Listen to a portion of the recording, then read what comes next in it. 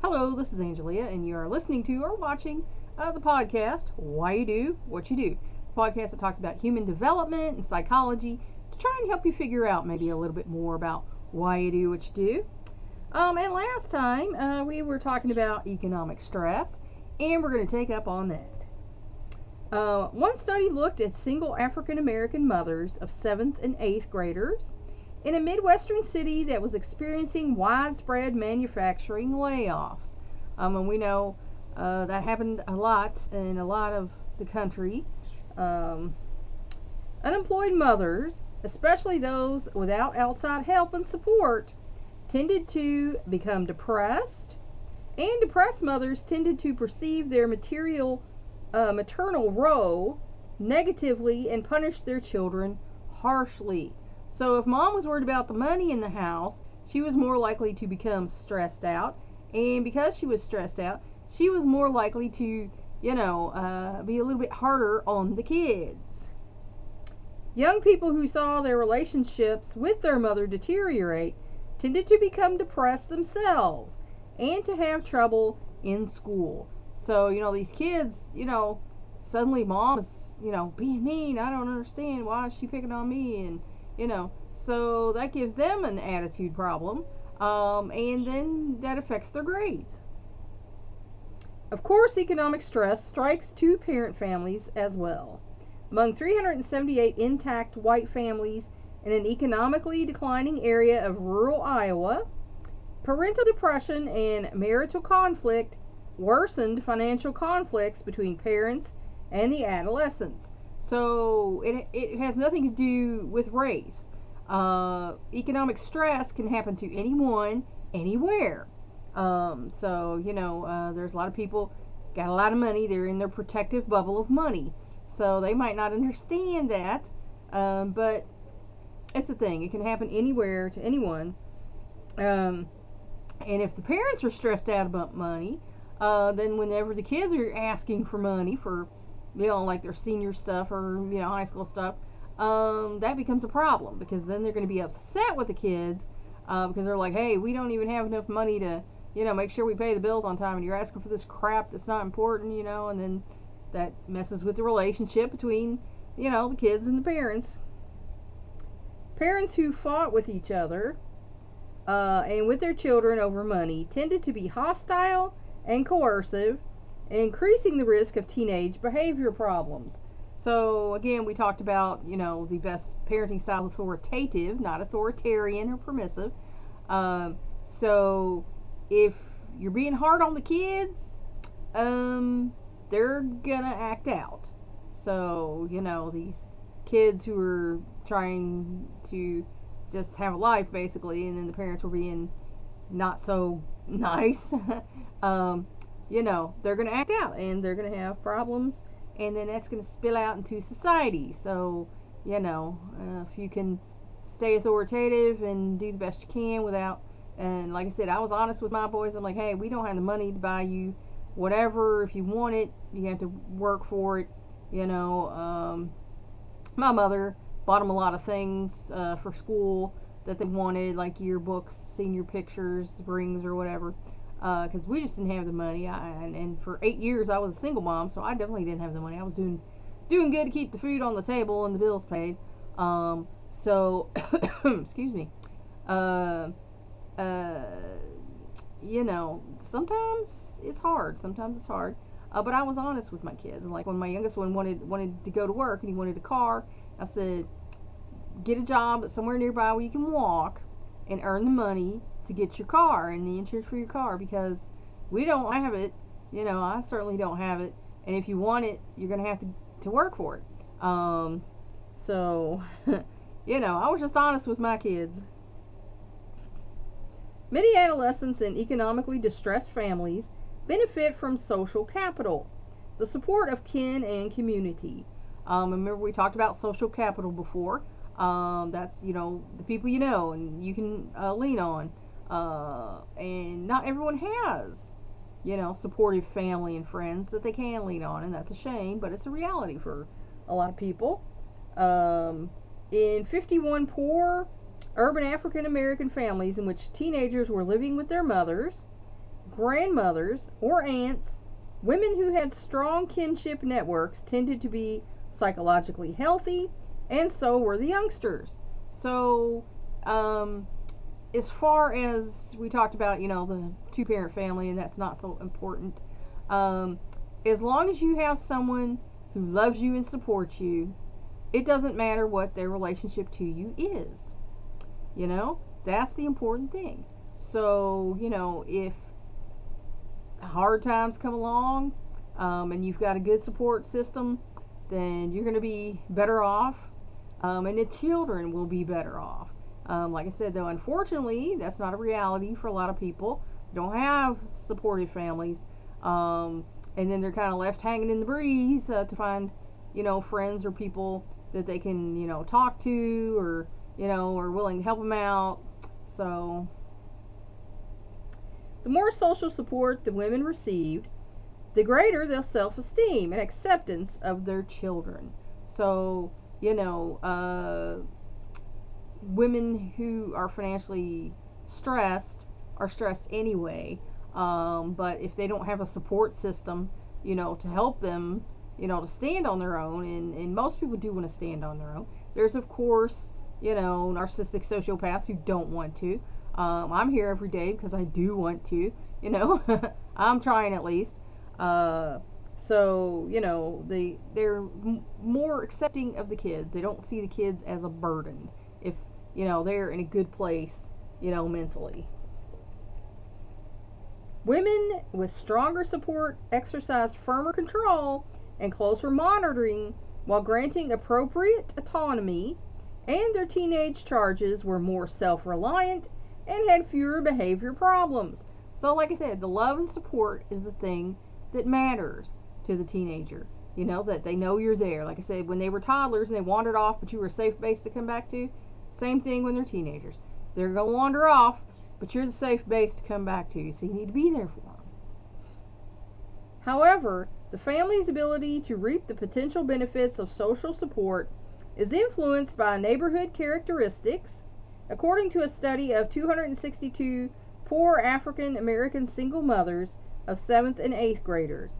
So the neighborhood does play a part, especially in single parent families, because a lot of times they can't get off work early, or they can't work early, can't be there when the kid gets home from school, or in the summer or whatever. So a lot of times people in the neighborhood will step in, and if you have a economically stressed neighborhood, then there's probably going to be some not so happy people there.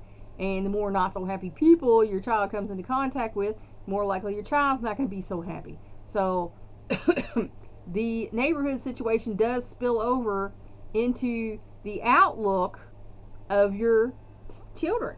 So, if they become hopeless and think, if they're hearing that, it don't matter, we're stuck, blah, blah, blah, then they internalize that. Because remember, children internalize everything they hear. So they then cop that attitude. And that's a problem with, living in an economically stressed or depressed area, is it affects you mentally and emotionally.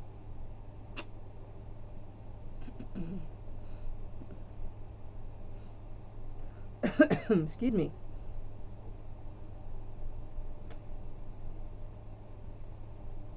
In poor, high crime areas, the positive relationship between social support and maternal nurturance was weakened, whereas in better neighborhoods, social supports was more effective. So, like I say, if they're hearing these negative messages out in the neighborhood, and mom's feeding them positive ones, they might not listen as much. They might think, well, mom's just, Pollyanna here. She's imagining it's all great, and everybody else is telling it like it is. So, the best neighborhood you can get into for your child is the best neighborhood you can get into for your child, because a bad neighborhood is going to cause them to have a bad attitude, and that's just a fact of life. Adolescents and siblings.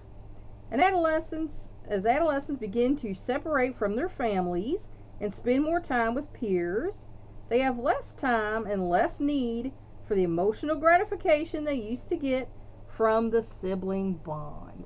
So as they're making other friends, their own age, the less they are interested in playing with little brother or sister or older brother or sister, because these kids are their age and they're going through the same stuff in the same class, and they bond better. Adolescents are less close to siblings than to either parents or friends, and are less influenced by them, and become even more distant as they move through adolescence. So that's just a natural relationship.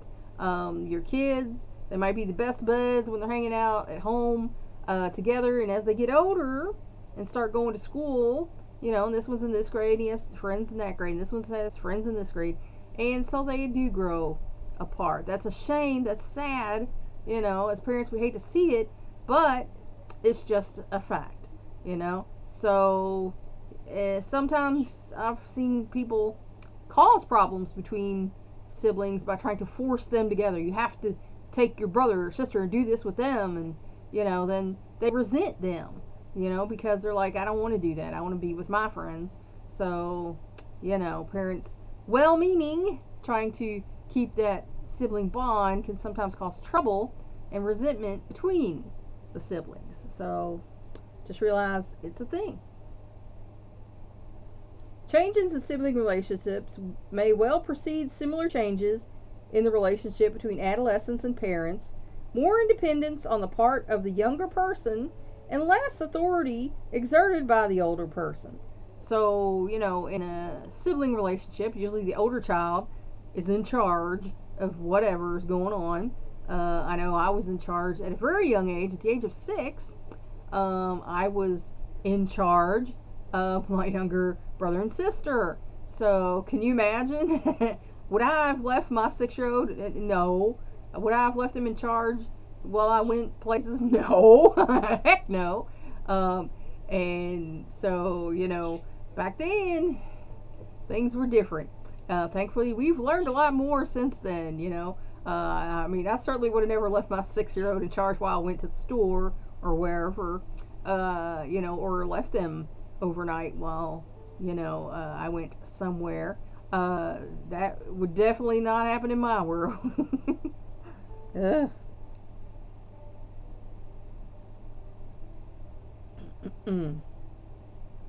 As children reach high school, their relationships with their siblings become progressively more equal. So, as they get older, it's not the older one, younger one.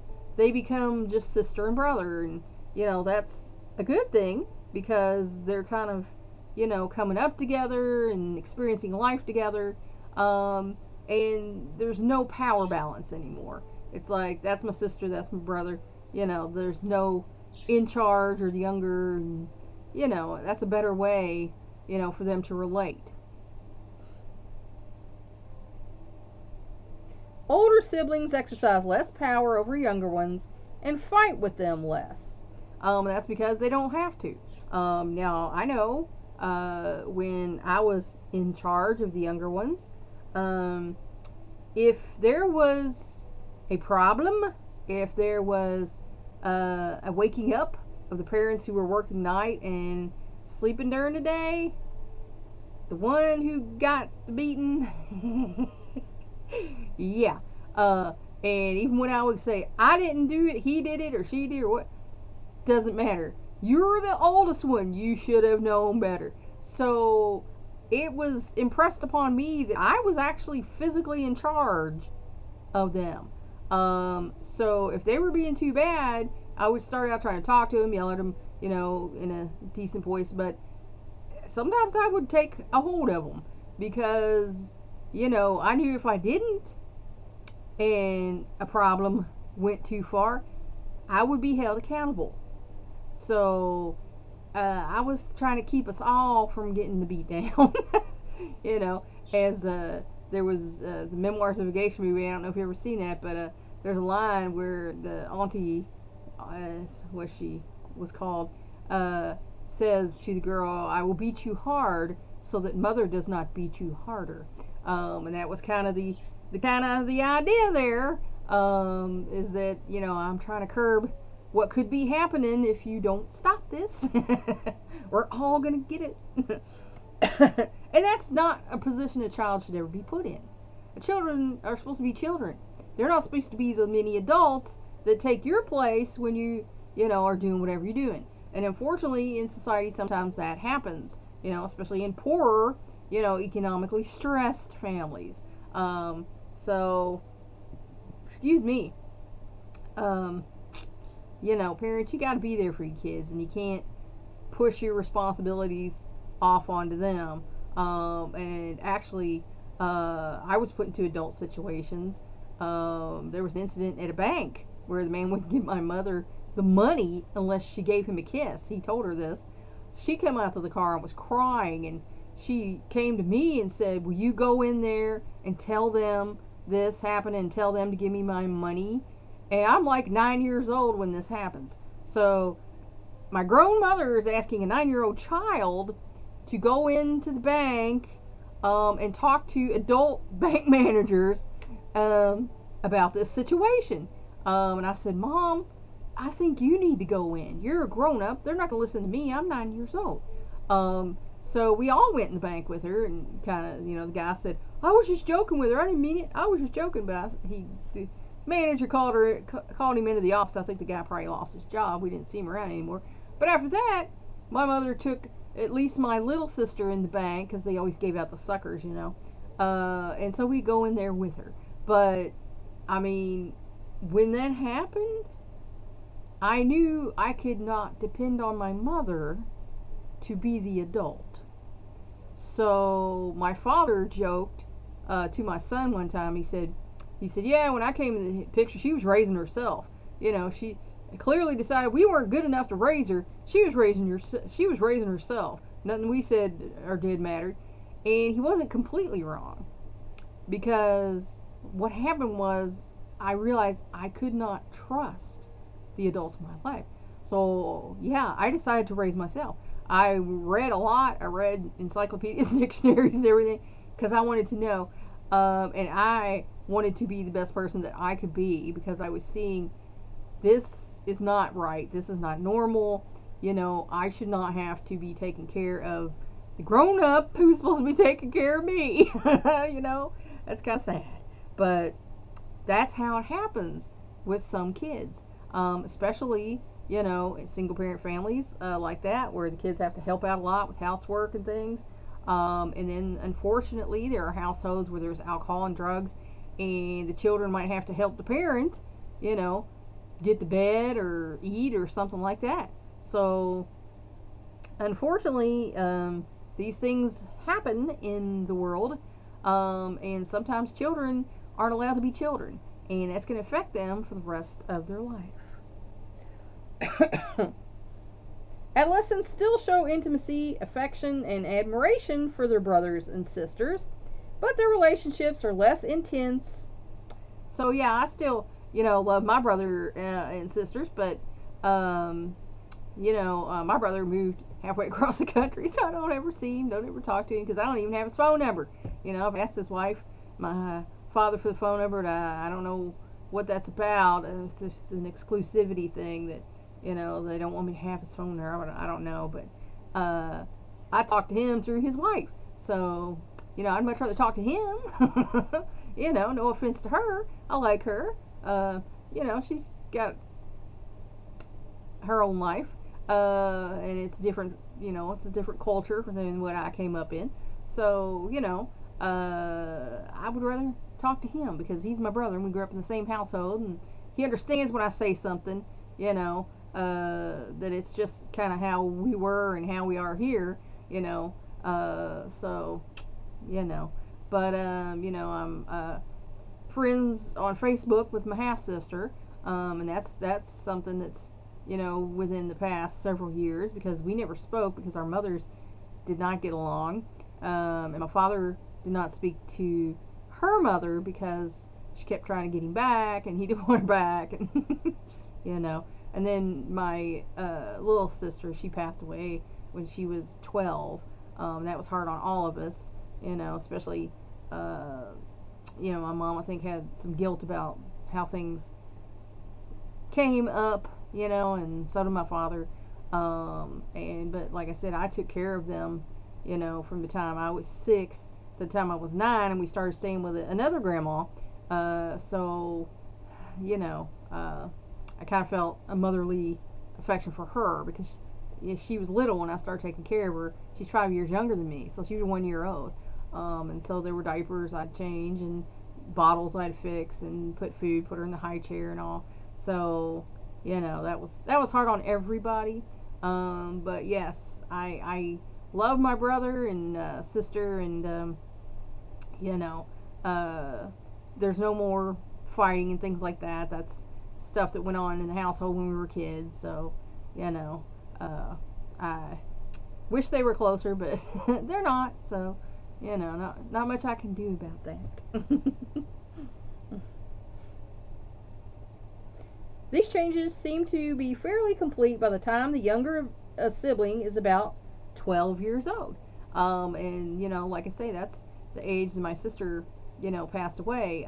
But at the time, we were getting to be friends. And that's why I said that's a shame, because about the time we were getting to be friends, she had passed away. And so,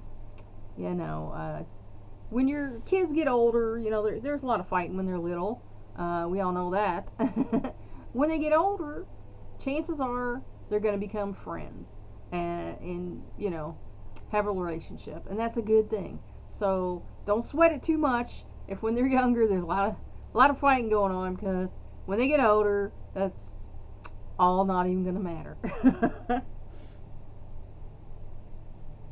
The younger child no longer needs as much supervision as before, and differences in competence and independence between older and younger siblings are shrinking.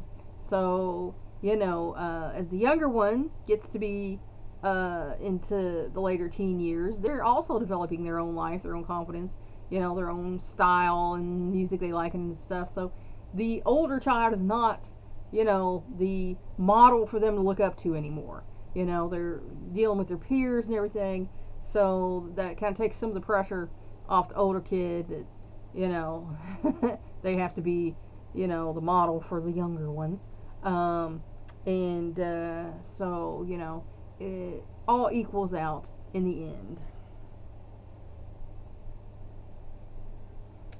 A 6-year-old is vastly more competent than a 3-year-old, but a 15-year-old and a 12-year-old are more nearly equal. Because when you're developing at a slow rate, human children do, and like they say, and there's a big difference between a 3-year-old and a 5-year-old. But a 12-year-old and a 15, there's not so much. That gap is closing, and once they become adults, that gap will close, and they will no longer have that sibling rivalry, hopefully, type relationship that they did when they were younger. Older and younger siblings tend to have different feelings about their changing relationship, and that's because of perspective. The oldest one saw things from one's perspective, the middle one saw it from this, and a younger one might have seen it from this perspective. So, everybody's got a different perspective, but everybody's perspective is correct because that's where they saw it from. So, that's what, I've heard some things about that's not right, but that is right. You can, the old thing about the blind man and the elephant, and they're feeling and they're naming that it's different things. Well, because to them that's what it seemed like. But, everyone has their own perspective on things. As the younger sibling grows up, the older one has to give up some of his or her accustomed power and status, and may look on newly assertive younger brother or sister as a pesky annoyance. And I know, I kind of did. My brother knew how to push my buttons, and he did. He was a little pest sometimes to me and my sister. We got separated. My sister and I got a room to ourselves, and then he had his own room. And of course, he wanted to come in and bug us because he was a boy and he wanted to be spying on the girls. And then my little sister, once we got older, she started wanting to wear my clothes. I did not want her to wear my clothes because she was already, 2 sizes bigger than me. I didn't want to stretch my clothes out. That sounds terrible, I know. But as a teenager, that's how I felt about it. Is I didn't want her, stretching out my clothes, so I didn't want her wearing my clothes. But my mother, I got upset one day because she had this shirt that was candy striped, and I had a pair of overalls that was candy striped, and she kept wanting to wear them overalls, and they were snug on me, so I was like, I don't want you to wear my overalls, because I was afraid she would stretch them out. And one day after I left, my mother let her take my overalls and wear them to school, and then when she came home, I saw her in her matching outfit, and I was pretty upset because I said, no, I told you no, not to wear those. And they were too snug on her, of course, but she was so pleased with herself that she got to wear those overalls. On the other hand, younger siblings still tend to look up to older ones, as Jackie Robinson did to his brother Mac, and try to feel more grown up by identifying with and emulating them. So, when they're younger and the oldest child is getting into middle school, high school, college, or whatever, the younger ones do look up to them and they want to be like them. And that's just, the facts, because it's in the house and it's a little microcosm there. So, that's just naturally going to happen. So, as a parent, you can kind of keep watching how things are going and keep kids on track. And if, the older ones slipping up and the younger ones are noticing, and you can talk to the older ones and say, hey, they're watching you, and I don't want them to do this, so I don't want you to do this. You're not doing this in my house. And they have to remember that as long as they're in your house, they're in your house. It's your house. You make the rules. If they don't like the rules, once they're 18, they can fly away if that's what they want to do. I don't think that's a great thing, because once you leave the house when you're 18, you really never get a strong footing unless you luck out every step of the way. Personally, I've never ever lucked out every step of the way. I've had some pretty not so good luck every step of the way, honestly. But, don't be throwing your kids out when they're 18 and try to tell them they need to make their own life. That's not right. You need to help them, you need to support them, and you need to make sure that even though they wander off, they know you're a safe base that they can come back to, because that way they feel loved and supported, and that's important in your life. Adolescents and peers. Adolescents going through rapid physical changes take comfort from being with others going through like changes. Because, you can't talk to a younger kid who's not going through the things you're going through. They don't know, and, you're not going to get any good input and things of that nature. Teenagers challenging adult standards and parental authority find it reassuring to turn for advice to friends who are in the same position themselves. And all kids are going to test the boundaries. They're working on autonomy, and they should be. They shouldn't be just little docile things hanging around your house, not wanting to ever leave. Then that means you've basically been permissive and too good to them, because, they're not wanting a life of their own. Give them as much autonomy as is responsible for their age. And that's the important thing there, we not only grow physically, we grow emotionally and mentally with age. So if you don't think they're ready for it, and that's your kid, so you know them better than anybody else, don't give them that freedom. Give them the freedoms that they can be trusted with, that they're responsible for. And, every kid's different, so you can't necessarily say age this or age that, because I know at any age, something might not have been right, so, Adolescents questioning their parents' adequacy as models of behavior, but not yet sure enough of themselves to stand alone, look to peers to show them what's in and what's out. So, as time passes, each new generation has their own thing, and own things they like and everything. So they start to realize, the parents that were just there and normal and whatever are old-fashioned because they like this old stuff, and kids of now, they want to know what's in now, what is my group doing now? And so they bond more. And teenagers in high school bond more at that age, between the ages of 14 and 18, than you ever will with anyone else ever in your life. And that's why people you went to high school with, you felt closer to, and why you have such good memories of high school and how high school was so important to you. Because between those ages is when you do the most bonding with peers. And so that's why, high school was so important to you, and may still be. The peer group is a source of affection, sympathy, understanding, and moral guidance. So they start turning to the peers for these things, whereas they might have turned to you, when they were younger. And sometimes that hurts your feelings. But it's a natural part of life, and you just got to suck it up and let it happen. A place for experimentation. And of course, we all know high schoolers are experimenting.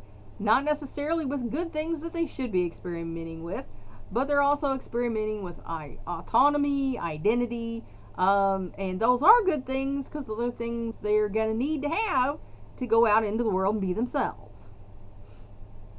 And a setting for achieving autonomy and independence from parents. So yeah, someday they're going to have to fly away. And even if they don't ever fly away, someday you won't be here. So they'll still be without you. So they're going to have to know who they are and how to have a life by themselves. And you're going to have to teach them that. Otherwise, when you're not around at some point, they're going to fail and be, sinking. It is a place to form intimate relationships that serve as rehearsals for adult intimacy. And as we know, that's with friends, and that's with, I dare say, lovers in high school. Because we all know that's something else that we're experimenting with in high school. You can try and hold them off on that, but you also have to be realistic. There's a reason why they have the, family planning things in most schools now. Like I said, I was just honest with my kids. I'm like, if you're going to do it, go to the family planning, get your condoms, be safe.